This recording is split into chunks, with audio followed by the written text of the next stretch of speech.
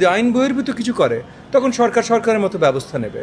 আপনি রাজনৈতিকভাবে অন্য আলোচনা করতেই পারেন, কোনটা ভালো, কোনটা মন্দ, কোনটা হওয়া উচিত, কোনটা হওয়া উচিত না।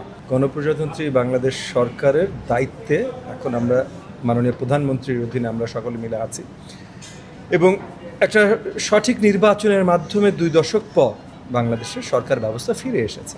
শিয়া বাটার ও ভিটামিন ই সমৃদ্ধ লিলি বিউটি সোপ, তারুণ্যময় উজ্জ্বল ত্বকের জন্য।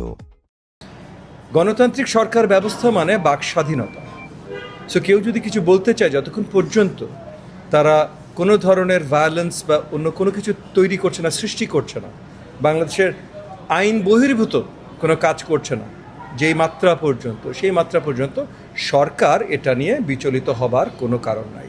আর যদি আইন বহির্ভূত কিছু করে তখন সরকার সরকারের মতো ব্যবস্থা নেবে। আপনি রাজনৈতিকভাবে অন্য আলোচনা করতেই পারেন, কোনটা ভালো, কোনটা মন্দ, কোনটা হওয়া উচিত, কোনটা হওয়া উচিত না।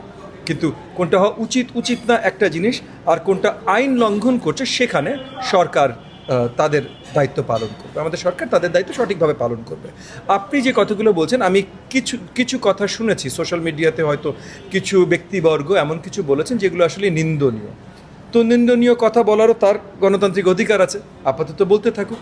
যদি এটা এমন কোনো জায়গায় যায় যেখানে আইন লঙ্ঘন হচ্ছে, সেখানে সরকার ব্যবস্থা নেবে। জুলাই যোদ্ধা বলতে আপনি কি বোঝান জানি না। জুলাই আন্দোলন, গণঅভ্যুত্থানের সময় রাজপথে আমরা সকলে ছিলাম, এবং আমরা রাজপথে ছিলাম নট বিকজ আমরা স্পেশাল সিটিজেন। আমরা রাজপথে ছিলাম কারণ আমরা দেশে গণতন্ত্র আবার বিস্তার চাই, সেই কারণে রাজপথে ছিলাম।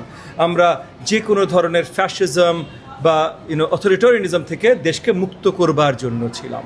সো মুক্ত করবার পর অন্য কারো অথরিটিজম ছিল, সেটা এখন সরিয়ে নিয়ে আমার অথরিটারিয়ানিজম থাকবে, আমি যেটা বলবো শুধু সেইটাই চলবে, আর কিছু চলতে পারে না।